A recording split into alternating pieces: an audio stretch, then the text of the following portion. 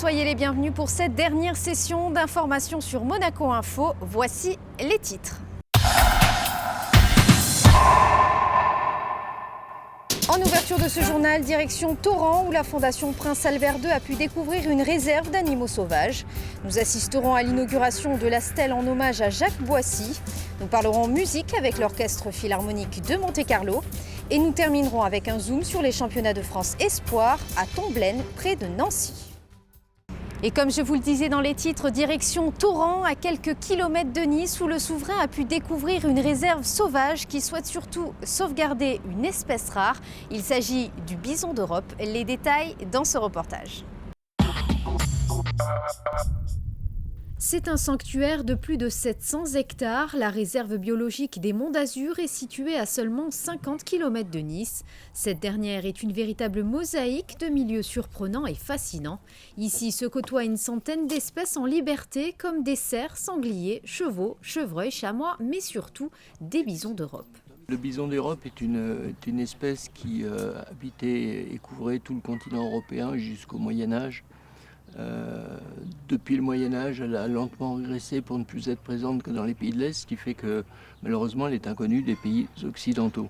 Mais il y en avait en France, comme en attestent les représentations rupestres sur les grottes ornées.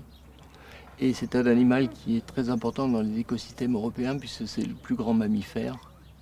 Donc c'est celui qui dynamise les écosystèmes forestiers et les écosystèmes de plaine, parce qu'on pense à tort que le bison européen est un animal de forêt alors que son cousin américain est un animal de plaine. En fait, simplement, en Amérique, le bison a pu persister dans les grandes plaines américaines alors qu'en Europe, rapidement, le développement de l'agriculture a conduit le bison d'Europe à aller occuper l'espace forestier. La réserve des Monts d'Azur est une structure dite écotouristique. Hébergement, visite en calèche, restauration, cette dernière porte surtout un projet de développement durable en Europe. Là, on a mis en place un projet écotouristique assez typique. Alors, je parle d'écotourisme, il faut faire attention avec cette appellation parce qu'aujourd'hui, on met un peu tout et n'importe quoi derrière. Ici, c'est du tourisme qui génère de la biodiversité. Donc, ce qui est intéressant ici, c'est que quand on restaure nos milieux, quand on investit dans la biodiversité, on investit dans notre outil de travail. Donc, c'est aussi cette posture-là, philosophique quelque part, qu'on essaie de porter.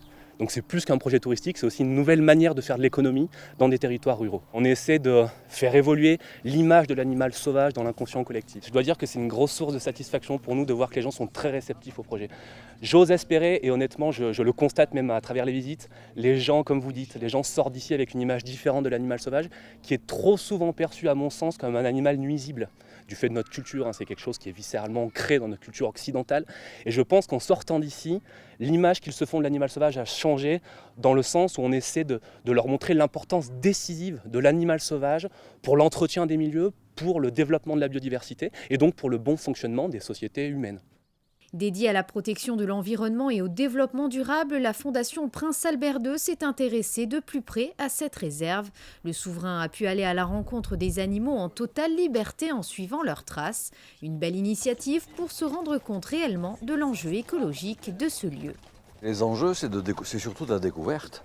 C'est de découvrir, je dirais, pas très loin d'une zone qui est très largement urbanisée, qui est la bande littorale, un exemple parfait de préservation d'une biodiversité, de réintroduction d'espèces qui sont des espèces animales sauvages en danger, en l'occurrence le bison d'Europe et le cheval de Przewalski.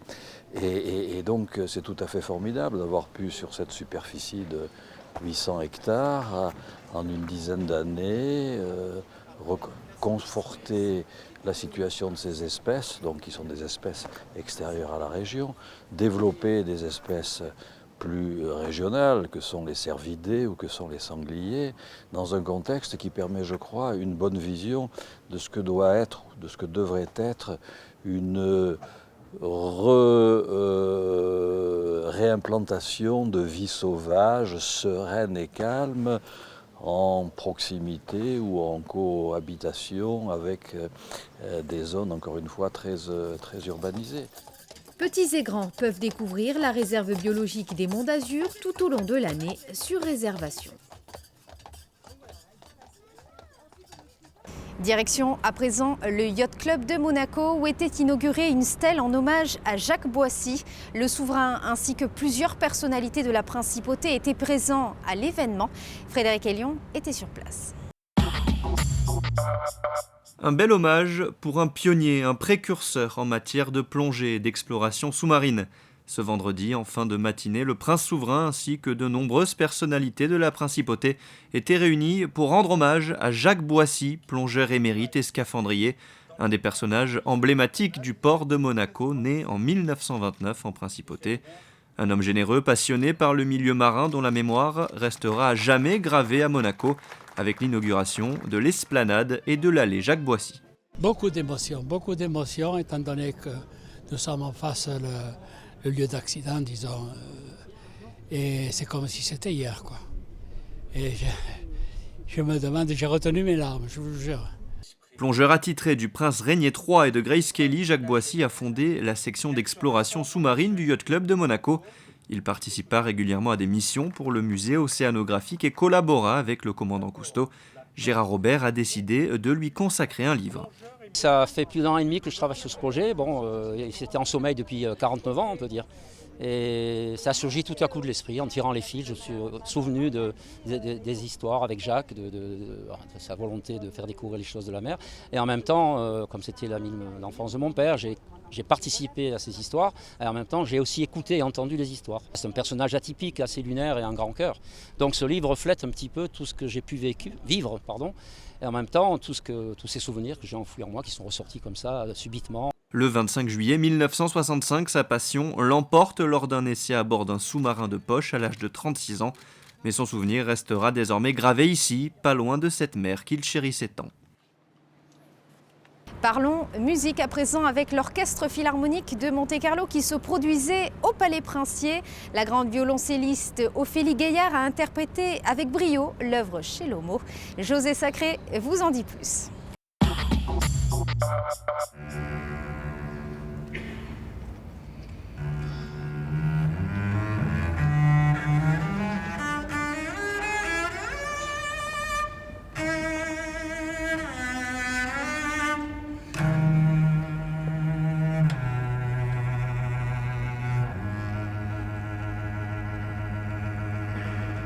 Soliste de l'Orchestre Philharmonique de Monte-Carlo lors de son deuxième concert dans la cour d'honneur du Palais Princier, la violoncelliste franco-helvétique Ophélie Gaillard a interprété sur son magnifique violoncelle de Francesco Goffrider de 1737 Shelomo, rhapsodie hébraïque pour violoncelle et orchestre d'Ernst Bloch. C'est une sorte de grande fresque qui relate la vie complètement mythique de Salomon. Alors on est dans le désert du Sinaï, tout ça, ça allait très bien avec la chaleur ambiante. Votre Goffrider, comment il a réagi à cette chaleur et à cette humidité ? Mon Goffrider est assez... En fait, il aime bien l'humidité étant donné qu'il est vénitien. Oui.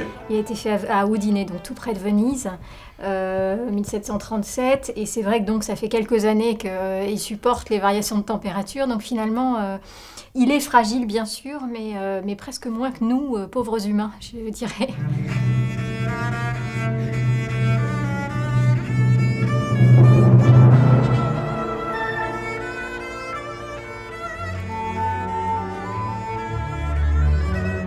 J'ai lu quelque part que cette rhapsodie de Bloch, au départ, il l'a destinée à la voix. Mais je ne sais pas si vous avez remarqué, mais moi je sens vraiment, il manque les paroles peut-être, mais on sent vraiment qu'il fait chanter le violoncelle. Et puis peut-être, je ne sais pas, c'est une interprétation de ma part, hein, ça n'engage que moi, mais je me demande s'il n'a pas renoncé à la voix pour la bonne raison qu'il aurait fallu 4 voix. Parce que le côté génial de cet instrument du violoncelle, c'est très rare, c'est un des seuls instruments, c'est qu'il couvre toutes les voix, toutes les tessitures de voix humaines, depuis la basse. Moi je suis une jeune femme, mais en fait j'ai une voix de basse avec ce violoncelle. Et ça va jusqu'à l'extrême aigu de la soprano. Et donc on a finalement 4 voix, 4 tessitures différentes, toutes les voix humaines dans un seul instrument.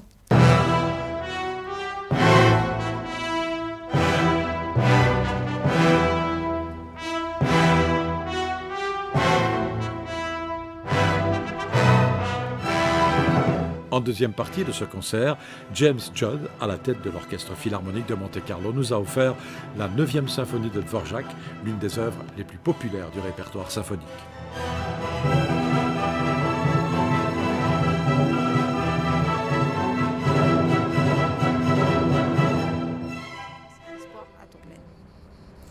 Un mot de sport avant de refermer ce journal et plus précisément d'athlétisme. C'est ce week-end que se produiront les championnats de France Espoir à Tomblaine, près de Nancy. Deux licenciés de l'AS Monaco représenteront la principauté. Émilie Rousseau, elle les a rencontrés. Ce sont deux belles surprises, deux athlètes motivés et réguliers, deux athlètes qui porteront haut les couleurs de Monaco ce week-end. Mallory Malgherini et Gabriel Dullière se sont qualifiés pour les championnats de France Espoir. C'est grâce à leur chrono au dernier jeu des petits États d'Europe en Islande que les deux sportifs ont obtenu leur billet pour cette compétition, de quoi bien terminer la saison. Malgré un emploi du temps chargé à cause de ses études, Mallory Malgherini espère faire un bon résultat au 100 et en Lorraine, pensant même à battre son record personnel. Je pense qu'avec un peu plus d'entraînement, j'aurais pu faire un bon truc. Mais bon, franchement, je pense que ça pourrait être bon. Je veux juste passer en dessous des 15 secondes et approcher mon record que j'ai fait il y a 2 ans au jeu au Luxembourg. Là, ton record est de 14,84. Même parcours atypique cette saison pour Gabriel Dullière et même objectif pour cet athlète de 22 ans qui a repris l'athlétisme après une longue période d'arrêt et qui ne cesse de progresser à chaque sortie.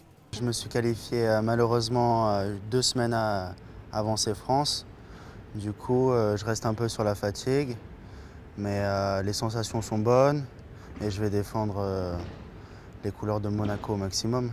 Est-ce que tu as un objectif en partant là-bas? Tu as un chrono que tu aimerais atteindre? Déjà, j'ai commencé le 800 mètres en janvier, même la course à pied, parce que j'ai arrêté 5 ans.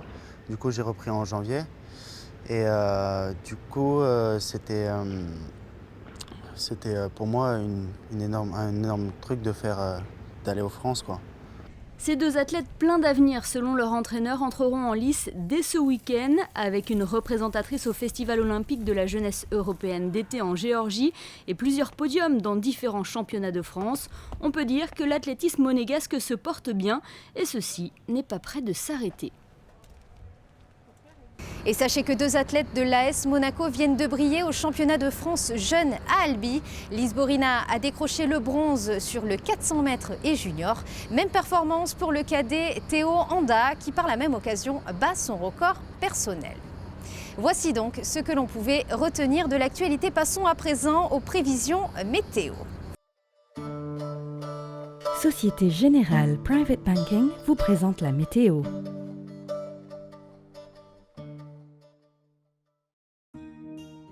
Samedi, du soleil au programme pour ce début de week-end avec des températures très chaudes qui iront de 27 à 34 degrés. Dimanche, toujours un ciel très bleu avec un mercure toujours très haut. Lundi, un début de semaine estivale avec des températures très élevées qui oscilleront entre 27 et 32 degrés. Et enfin, mardi, peu de changements avec une maximale de 30 degrés. C'est la fin de cette édition. Merci de l'avoir suivi. À présent, la suite de vos programmes. Très bon week-end à tous sur Monaco Info. La météo vous a été présentée par Société Générale Private Banking.